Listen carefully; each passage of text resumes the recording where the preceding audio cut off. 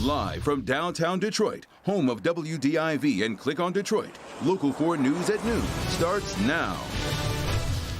Video captures the end of a deadly crash in Dearborn. We'll tell you what police say likely caused the wreck that killed 2 women. And a break for the heat and humidity. Brandon Rue is tracking the cooler temperatures for us today as we head into the holiday weekend. And Detroit Public Schools Community District laying out a plan to open safely in the fall. We'll have a live report coming up. But we do begin here at noon with breaking news on Governor Whitmer's trip to Florida. Governor Whitmer's re-election campaign will now pay for the cost of the nearly $28,000 flight. Now, it was originally being paid for by Michigan Transition 2019. That's a nonprofit that the governor controls. But the company that provided the flight, PVS Chemicals, says that it cannot take money from the group because of FAA rules. Governor Whitmer paid $855 for her seat on the flight with her own money. She says she took the trip to visit her father, who has a chronic illness. Of course, we are digging more into this story for you. We're going to have much more coming up tonight at 5 o'clock. The other top story that we're following this afternoon, the Detroit Public Schools Community District has unveiled how it plans to get students safely back in the classroom this fall. The district is doing it with the help of federal funding. Local 4's Larry Spool joining us now live this morning. I understand you were there for the morning's announcement, and you are at Liberty Temple Baptist Church. Good afternoon, Evrod. Yes, we are, and we're talking about very big news for the school district. Superintendent Dr. Nikolai Viti announced that they will be getting federal funding. We're talking about $1.2 billion to help the school district open up the schools safely for next school year. Now, let's take a look at some of the video from earlier this morning from that news conference. Dr. Viti stood with local pastors from the Council of Baptist Pastors Detroit and vicinity on Thursday here at the Liberty Temple Baptist Church. Dr. Viti said DPSCD did everything they could during the pandemic to make sure they connected with their students. They fed thousands of kids, provided internet and computers. They also passed out 40,000 learning packets and conducted over 6,000 at-home visits. Dr. Viti said the federal funding will allow them to safely open up schools next year in a big way. It'll allow us to reduce class size and hire more teachers. It'll allow us to hire more academic interventionists to work with students in small groups. It'll allow us to expand summer school for art, music, PE, athletics, tutoring, after-school tutoring, at least for the next 2 to 3 years. So as students come back, we will now be equitably resourced.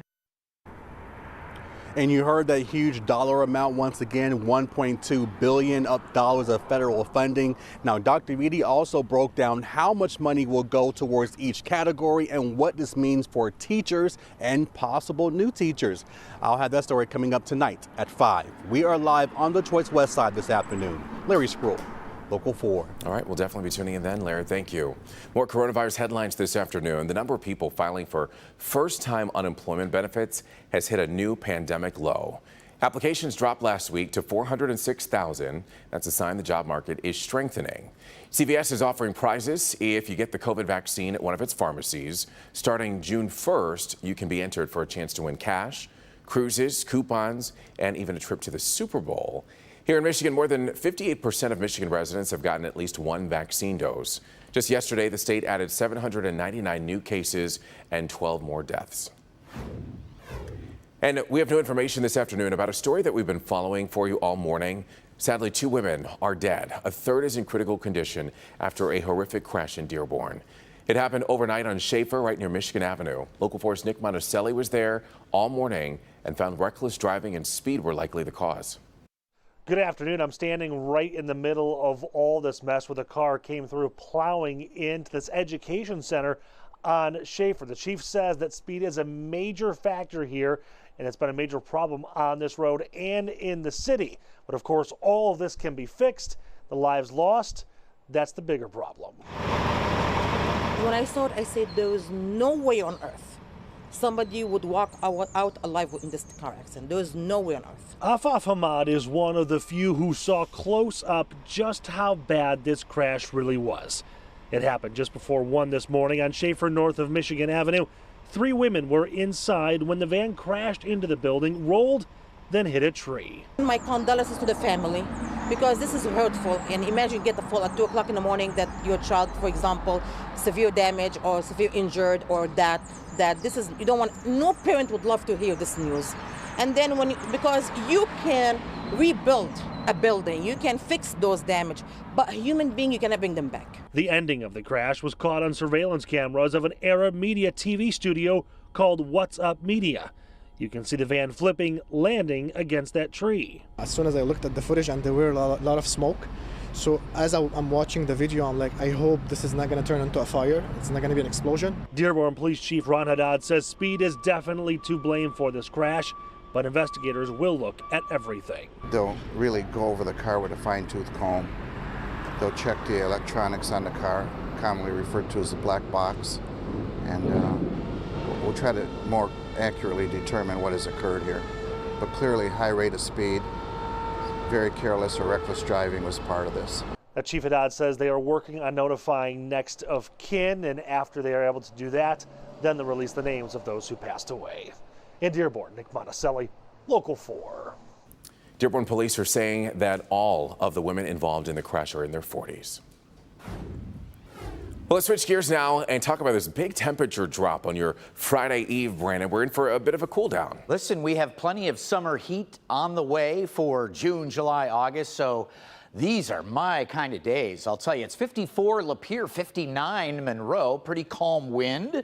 That's good. Live look here in Ann Arbor, some high thin clouds, milky sunshine, 60 Ann Arbor, 64 at Metro, and on our way to 68.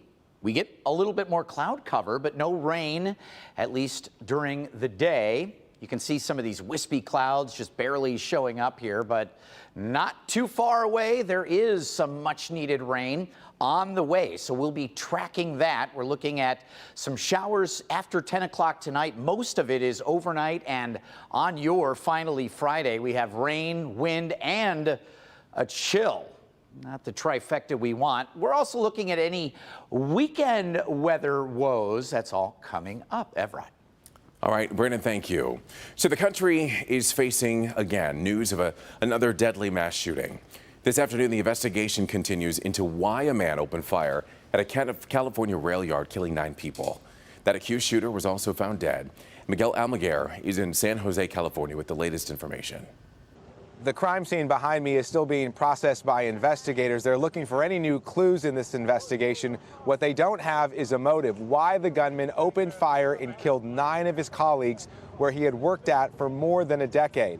Investigators believe that the gunman arrived here Wednesday morning with the intent to kill, moving between 2 buildings, gunning down as many people as he could before police, who had a substation and a headquarters just across the street, arrived on scene within seconds of the shooting. They went into the building while the shots were still being fired and confronted the suspect. And the suspect then took his own life? Yes. Today, we're learning more about the victims who range in age from their late 20s to mid-60s. Many of them left behind grieving families who are still trying to cope with this tragic loss. Investigators say it may be some time, if at all, before they determine a motive. Miguel Almaguer, NBC News. All right, Miguel, thank you. First Lady Jill Biden is here in Michigan right now, making a stop at a vaccination clinic. She touched down a little while ago and is heading to Grand Rapids Community College. There she'll greet people who are getting vaccinated. The goal of her visit is to highlight a partnership between community colleges and the pharmacies working with the federal government. She's traveling next to Kansas City, Missouri to stop at a community college there too. Well, attention golf fans. Tickets are on sale now to this year's Rocket Mortgage Classic, and we've learned the tournament is going to have some pretty big star power. Fresh off of becoming the oldest major championship winner in history at the age of 50, PGA champ Phil Mickelson is going to be playing in the Classic. The playing field includes 3 of the top 11 players in the world, including defending event champion Bryson DeChambeau. The tournament is going to be held on June 28th to July 4th at the Detroit Golf Club. And we posted links to purchase your tickets on our website. Just go to clickondetroit.com for that. So there is a new effort to make sure that you're safe the next time you fly. We'll tell you how the FAA is cracking down on bad pilots. Also, new information into what might have caused a cable car to come crashing down in Italy, killing 14 people. It appears the entire tragedy could have been prevented.